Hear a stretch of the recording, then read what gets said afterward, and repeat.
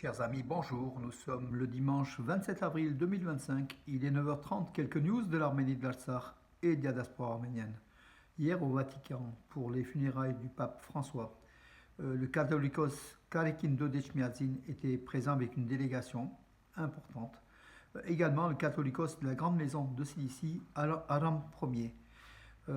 Voilà, de la Grande Maison de Cilicie. Il y avait aussi donc le président de l'Arménie, de la République d'Arménie, Vakon Khatchaturian, qui était donc parmi les personnalités, les 50-60 chefs d'État. Voilà, il a donc posté donc un élément sur sa page donc Facebook, une brève conversation avec le président français Emmanuel Macron à l'occasion, je demande de quelques minutes, hein, voilà, donc en marge de cette cérémonie. Le président de la République d'Arménie a aussi rencontré Kaya Kallas, donc qui est la représentante de l'Union européenne aux affaires étrangères et à la sécurité. Donc la haute représentante de l'Union européenne, hein, aux affaires étrangères, donc Kaya Kallas. Elle s'est rendue à Bakou d'ailleurs, hein, dans la semaine. Elle a posté donc un message sur sa page X en écrivant: J'ai discuté de ma prochaine visite en Arménie avec le président de la République d'Arménie. J'ai réaffirmé le ferme engagement de l'UE à approfondir des liens et d'échanges de points de vue sur la situation du Caucase du Sud, y compris les efforts en faveur de la paix dans la région et la normalisation des relations entre l'Arménie et l'Azerbaïdjan. Voilà, donc on verra donc lors de sa visite en Arménie donc de quel niveau de coopération l'Union européenne veut mener avec l'Arménie, mais en tout cas à Bakou, Kaya Kallas, au nom justement suivant sa chef, hein, donc comment dirais-je, de l'Union européenne, suivant les ordres de Van der Leyen, comment dirais-je, à insister sur les relations importantes entre l'UE et l'Azerbaïdjan, notamment en matière de communication, et sans doute du gaz, hein, aussi. Voilà, on verra avec l'Arménie ce que l'Union européenne propose. Alors, oui, le gouverneur de la région de Sunik, hein, la région de Sunik, qui est la région convoitée par l'Azerbaïdjan, hein, vous le savez, Robert Ougassian, le gouverneur de Sunik, il est convaincu que les troupes azerbaïdjanaises quitteront les territoires occupés après la démarcation frontalière entre l'Arménie et l'Azerbaïdjan. Vous savez, les 200-220 km² de la République d'Arménie souveraine occupée par les forces de l'Azerbaïdjan, qui ont installé des bases, hein, qui ont fait des constructions aussi, hein, sur ces territoires conquis sur l'Arménie.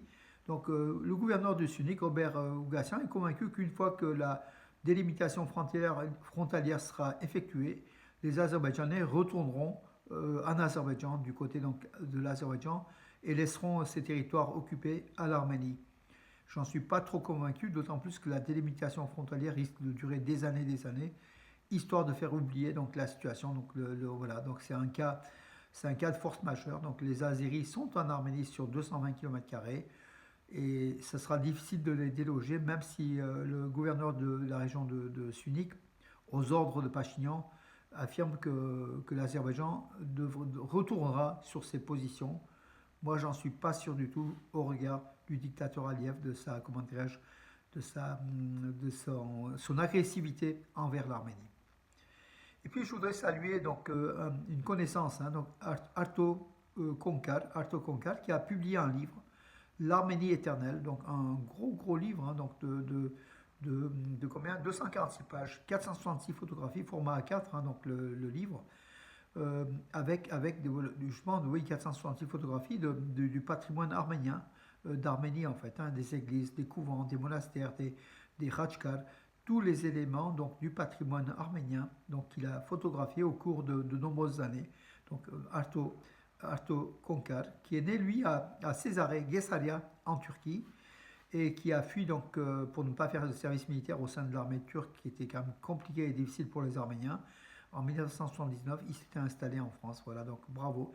Le livre, donc, Arménie éternelle, est disponible sur les réseaux, hein, Fnac, Cultura, Amazon, voilà, donc Rakuten, voilà. Il a été publié aux éditions, une des éditions pas très connues peut-être, donc voilà, nombre 7. collection Horizon, donc qui se trouve à Nîmes, hein, cette maison d'édition.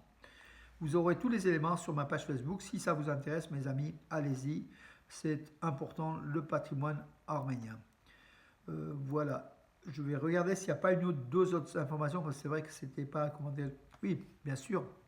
Levon et son groupe Il Cello en finale hier The Voice, ils sont qualifiés magnifiquement pour la finale.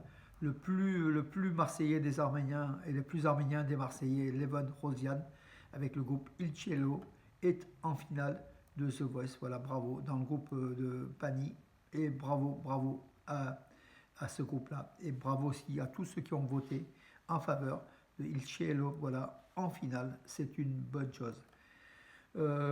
Et puis je vais encore regarder, mes amis, si vous avez une seconde. Donc, alors, il dit quoi? Serge Sarkisian reste discret sur le nouveau plan de changement de régime. Enfin bon, écoutez, Serge Sarkisian, c'est un homme du passé, hein, il ne faut pas perdre beaucoup de temps à l'écouter aujourd'hui. Euh, Notre politique vise à accroître la présence des gardes frontières le long de la frontière, a affirmé le Premier ministre arménien Nikol Pachinian, qui a visité, donc il s'est rendu aussi dans la région de Sunik, visiter les gardes frontières arméniens en fait, hein, pour encourager justement à la défense de la frontière entre l'Arménie et puis l'Azerbaïdjan, et l'Iran, et la Turquie, et la Géorgie. Voilà les quatre pays qui sont autour de l'Arménie.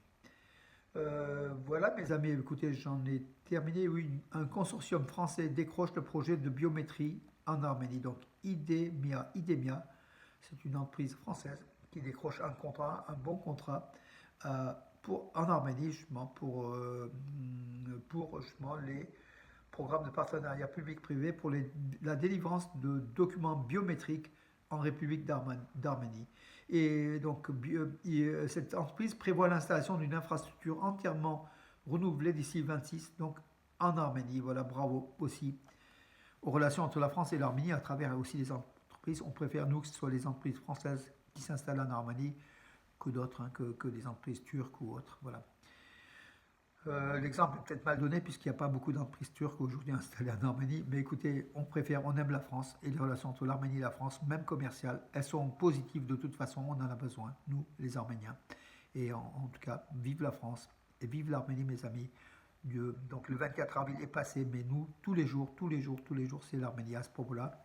Je salue aussi les manifestations qui sont déroulées à Privas, dont j'ai mis un article assez important avec de nombreuses photos fournies par la présidente et puis de Arménie, France-Arménie 07.